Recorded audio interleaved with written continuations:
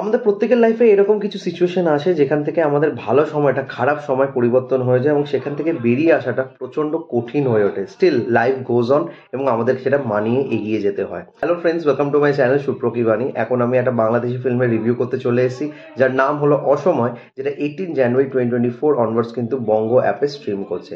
এই ফিল্মটা story, screen play, direction দিয়েছে কাজল আরিফিন ওম। এখানে একটা হোয়াইট অনসম্বল কাস্ট আছে ফিচারিং তাসনিয়া ফারিন, ইরেজ জাকের, তারিক অনাম খান, মনিরা মিঠু, জীবন, ইন্তেকাম দিনার, রুনা খান, শাশ্বত দত্ত সহ আরো অনেকে। তো কেমন লাগলো এই ফিল্মটা, এই সবকিছু নিয়ে তোমার সাথে শেয়ার করবো। So why are you waiting for, let's start with the video. ফিল্মটার ডিউরেশন হচ্ছে 2 ঘন্টা 40 মিনিটের কাছাকাছি এবং এই যে প্রত্যেকটা অ্যাক্টার্সদের আমি নাম নিলাম, প্রত্যেকটা অ্যাক্টার্সদের কিন্তু একটা স্পেসিফিক চরিত্র দেওয়া হয়েছে এবং সেই চরিত্রগুলোর নিজস্ব কিছু ক্রাইসিস আছে। সেই ক্রাইসিসটা আমাদের কিন্তু আস্তে আস্তে এস্টাবলিশ করা হয় ইনিশিয়ালি যখন গল্পটা শুরু হয়। তবে ফোকাস থাকে তাসনিয়া ফারিনের চরিত্রটা অ্যান্ড তারিক অনাম খানের চরিত্রটা। আবার এখানে মনিরা মিঠুর চরিত্রকে রাখতে পারি, বিকজ তারিক অনাম খান এবং মনিরা মিঠুরই মেয়ের চরিত্রে আমরা দেখতে পারি তাসনিয়া ফারিনকে। না, তাসনিয়া ফারিন পড়াশোনা করতে খুব ভালোবাসে এবং সে ইউনিভার্সিটিতে পড়াশোনা করতে চায়। তবে তারিক অনাম খানের চরিত্রটা একজন সরকারি কর্মচারী, তার উপরে সে গ্রুপ ডি পোস্টে কাজ করে। তো তার জন্য একটু মুশকিল হয়ে যায় তাকে বেশি টাকা পয়সা দিয়ে বাইরে ইউনিভার্সিটিতে পড়ানোর। স্টিল সে ম্যানেজ করে, বিকজ সে মেয়েকে প্রচণ্ড ভালোবাসে এবং মেয়ের পড়াশোনা যাতে কোনো বাধা না পড়ে তার জন্য সে মেয়েকে কিনে ইউনিভার্সিটিতে পাঠায়।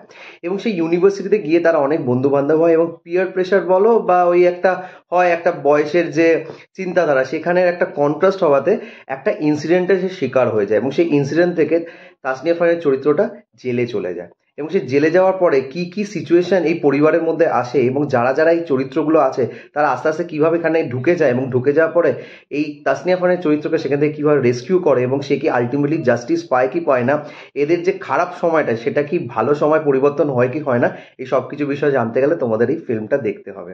না, এই ফিল্মের গল্পটা কিন্তু খুব সুন্দরভাবে লেখা হয়েছে এবং এতগুলো কাস্ট থাকা সত্ত্বেও সেটাকে যে এক সূত্রে গাঁথা হয়েছে সেটা খুব সুন্দর লেগেছে দেখতে।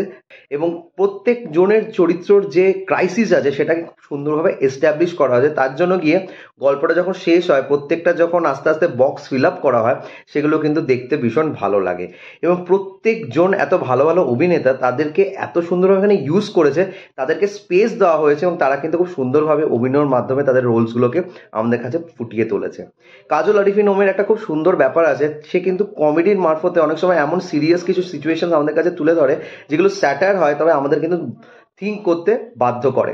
সেই জিনিসটা কিন্তু এই গল্পটার মধ্যে সে ইনকর্পোরেট করেছে এবং গল্পটার মধ্যে কিছু হাসির খোরাক জীবন এবং ইরেজ জাকারের চরিত্রের মাধ্যম দিয়ে আমাদের দেখানো হয়েছে। সেটা হয়তো ইনিশিয়ালি তোমাদের হাসাবে, বাট পরবর্তীকালে সেই হাসির জিনিসটাই কিন্তু কিভাবে সিরিয়াস হয়ে যায় সেটা কিন্তু দেখতে ভীষণ ভালো লাগে। এবং এই গল্পটার মধ্যে একটা অদ্ভুত টোনাল ডিফারেন্স আছে যেটা কিন্তু 360 ডিগ্রি ঘুরে যায় লাস্ট হাফ অ্যান আওয়ার বা 40 মিনিটসের জন্য। মানে এরম একটা যে সিচুয়েশন তৈরি হবে সেটা কিন্তু আমি অ্যাটলিস্ট এক্সপেক্ট করিনি যখন ফিল্মটা দেখছিলাম। এবং ইনিশিয়ালি যখন দেখা শুরু করেছিলাম, গল্পটা কিন্তু যেইভাবে মোড় নেয় সেই মোড়টা কিন্তু আমাদেরকে একটু হলেও সারপ্রাইজ করবে, অ্যাটলিস্ট আমাকে করেছে। তোমাদের কি করেছে সেটা অবশ্যই তোমরা কমেন্ট করে জানিও।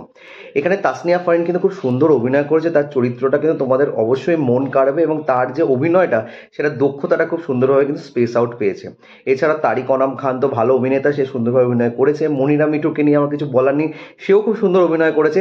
ইরেজ জাকের অ্যান্ড জীবনকে স্পেশাল মেনশন। এছাড়াও ইন্তেকাব দিনার আর রুনা খানের চরিত্রর একটা ডিফারেন্স ছিল বা তাদের মধ্যে একটা কন্ট্রাস্ট ছিল তাদের আইডিওলজি নিয়ে, এবং সেই আইডিওলজির প্রথমে মানে ইনিশিয়াল টাইমটা 15 মিনিটের পরে একটা ঝগড়া হয়। সেই ঝগড়াটার মধ্যে একে অপরের যে অ্যাকিউজেশনটা, সেটার মাধ্যমে দুজনের যে মানে যে ফাইটটা, সেটা জাস্ট দেখতে দুর্দান্ত লাগে। সেটার মধ্যে অনেক গালি গালজ আছে, তবে কিন্তু দেখতে ভীষণ ভালো লেগেছে। তাদের অভিনয়টা সেখান থেকে খুব সুন্দরভাবে বেরিয়ে এসছে।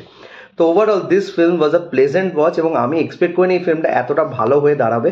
স্টিল যেহেতু কাজল আরিফিন ওমের কাজ, তাই জন্য আমার একটা এক্সপেকটেশন ছিল যে কাজটা হয়তো ভালো হবে এবং সেই জিনিসটা সে বজায় রেখেছে এই কাজটার দ্বারা। তো তোমরা যারা যারা ফিল্মটা দেখেছো প্লিজ কমেন্ট করে জানিও তোমাদের কেমন লেগেছে। আর আমার যদি রিভিউটা ভালো লেগে থাকে, don't forget to like, share and subscribe my channel.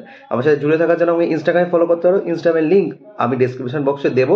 এছাড়াও তোমাকে হ্যান্ডেলটা বলে দিচ্ছি, সুপ্রো09bit2। আই রিপিট, সুপ্রো09bit2। Till then, stay tuned.